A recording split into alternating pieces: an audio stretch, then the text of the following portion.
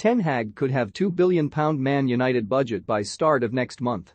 It is a bigger rebuilding job than that which Alex Ferguson faced at Man United, and so Erik ten Hag has a constantly multiplying budget.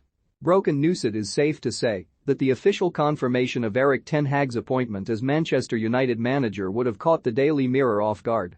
United's players were informed Ajax boss Ten Hag will become the club's new permanent manager, with a formal announcement expected after Saturday's Premier League trip to Arsenal, David McDonnell exclusively wrote on Thursday morning. United's players have already been informed of Ten Hag's impending arrival, with an official announcement expected to be made after Saturday's clash with Arsenal, Simon Mullock exclusively wrote on Thursday morning. As Ten Hag cannot take the reins until the end of the season, it has been reported that Manchester United will hold off making an official announcement until then, Jake Polden wrote on April 6. It is quite impressive to purposely be so vague and unspecific, yet still so very wrong. Budget deficit. Another aspect of apparent journalistic confusion at Manchester United concerns their summer transfer budget. McDonnell explicitly states that there will be around £200 million available for Ten Hag to spend on strengthening in key areas. It is a claim Mullock echoes, adding that United's owners are prepared to bankroll a summer spending spree to the tune of £200 million. And that is fine. Except anyone who read the back page of the Daily Mirror literally 13 days might be a little perplexed. The £20 million budget that Ten Hag will have to haggle on appears to have been multiplied by 10 in less than a fortnight. Going by that rate, it should be £2 billion by next month. Bigger isn't always better. Erik ten Hag is arguably facing a bigger rebuilding job at Manchester United than Sir Alex Ferguson almost 40 years ago, David McDonnell, Daily Mirror. Ferguson finished his first season at Old Trafford in 11th after taking over in November 1986. They had been relegated 12 years earlier and not won the First Division title since 1967. Manchester United are a bit of a mess right now, but perspective is important. Plus Ferguson didn't have £200 million or £20 million to spend.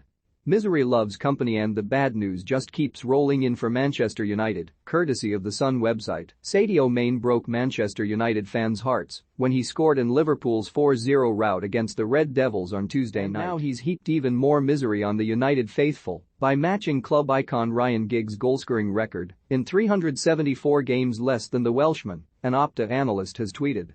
Supporters thought things were bad when they lost 4-0 to Liverpool. That was before Sadio Mane heaped even more misery onto them by scoring more goals in far fewer games than Ryan Giggs. Will the humiliation never end? On the subject of Liverpool, David Maddock of the Daily Mirror has unearthed the real reason behind Manchester City's primary transfer target, perhaps goaded by Liverpool, perhaps fearful of the challenge they have faced on all fronts this season. The Manchester club have gone all in on signing goal machine Erling Haaland.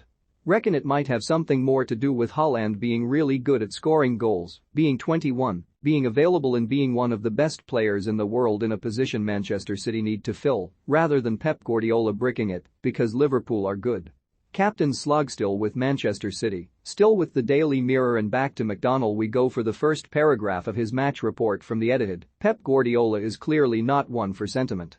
Kevin De Bruyne chalked up his 300th game for Manchester City last night, but the milestone was not enough for Guardiola to hand him the captain's armband.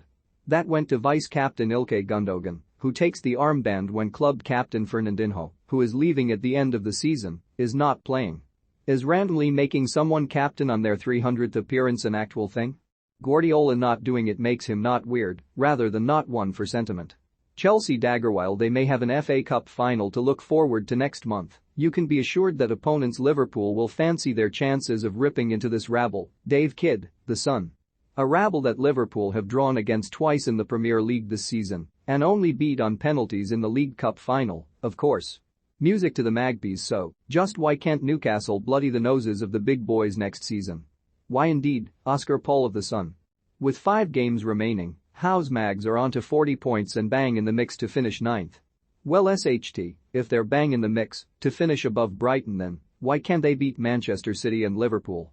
How do you do? David Coverdale of the Daily Mail has similarly been bit by the Newcastle are amazing now bug.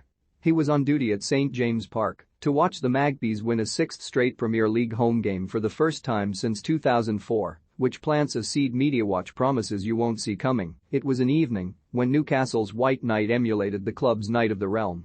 If Eddie Howe keeps this up, Sir Bobby Robson's statue could one day have company at St James Park. Oh good lord. They are in great form, but that run of home wins came against Everton, Aston Villa, Brighton, Wolves, Leicester, and Crystal Palace. Newcastle lost a third successive league game earlier this month when Tottenham ripped them apart 5-1. Howe has been manager for 164 days. They are 7th in a table since his appointment, and Cambridge United beat them at St James Park in January. He's done a fantastic job, but it will need slightly more than Howe keeping this up for the statue.